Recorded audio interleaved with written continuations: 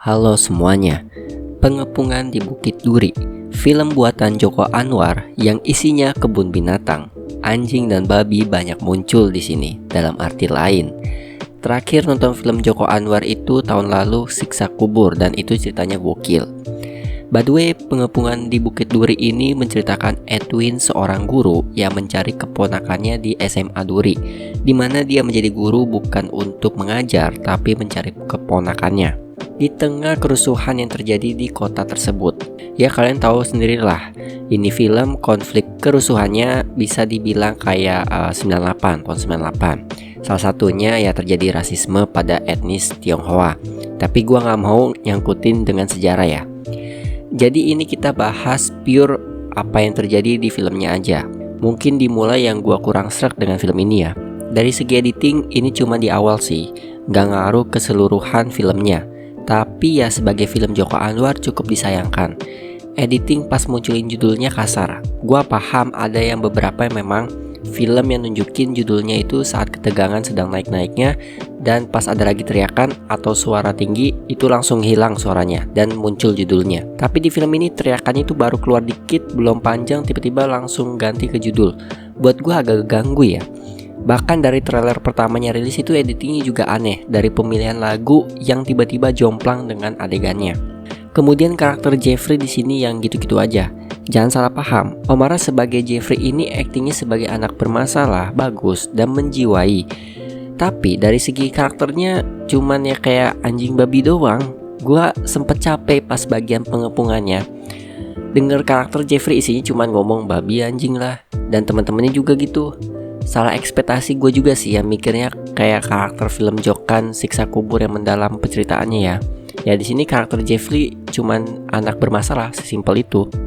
Ya setidaknya itu dua hal yang bikin gue kurang sreg. Sekarang bagian hal yang gokil dari film ini banyak. Ngomongin acting, Morgan Smash yang memeranin Edwin di sini aktingnya sebagai orang Tionghoa yang mengalami rasisme bagus. Apalagi pas dia sembunyi-sembunyi pakai topinya buat menghindari identitasnya, itu bagus. Omara yang jadi Jeffrey kayak yang gue bilang tadi, aktingnya bagus, dan teman-temannya pun bagus aktingnya jadi anak bermasalah dan buangan ya. Setting tempat ini juga niat dan bagus. Mulai dari lokasi keretanya yang jelek, banyak coretan. Stasiunnya juga, bahkan map Transjakarta juga dicoret-coret. Tempat percinaan yang isinya orang-orang Tionghoa dan sebagai safe place mereka. Dan sekolah Duri yang tempat set utama di film ini. Bisa dibilang film ini gak banyak ambil set tempat. Dari semua setnya di sini niat banget dibikin. Kalau sekolah Duri itu memang beneran ada. Gua sebenarnya suka dengan adegan daerah percinaan atau istilahnya Chinatown. Ya karena isinya orang-orang Tionghoa. Soalnya tempat ini orang-orang yang terkena rasisme gak perlu takut, bahkan lebih damai di situ daripada di dunia luar. Sayangnya adegan Chinatown versi Indonesia gak banyak diliatin, dan menurut gua ini cuma jadi simbol aja sih. Gak ada sangkut pautnya sama plot utama. Soal sadisnya, dari trailernya bisa dilihat kalau film ini bakalan brutal. Mungkin gak akan sesadis adegan mesin cuci Siksa Kubur, tapi film ini akan tetap gua katakan sadis. Masih ngomongin soal kesadisan yang gak semua orang suka, gua mau ingetin film ini banyak trigger warningnya karena soal rasisme dan perkosaan, jadi ya hati-hati aja kalau mau nonton film ini. Terakhir sebagai penutup, gue cukup puas dengan ending di film ini yang lebih jelas gitu endingnya daripada Siksa Kubur.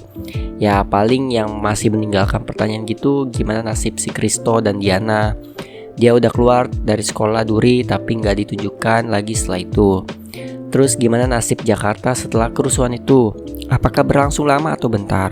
Cuman ini sih gak terlalu penting ya, karena memang ceritanya bukan fokus mengenai politik. Overall, film ini penuh dengan emosi, bukan hanya emosi kemarahan, tapi emosi itu berbagai macam ya, senang, sedih, dan sebagainya.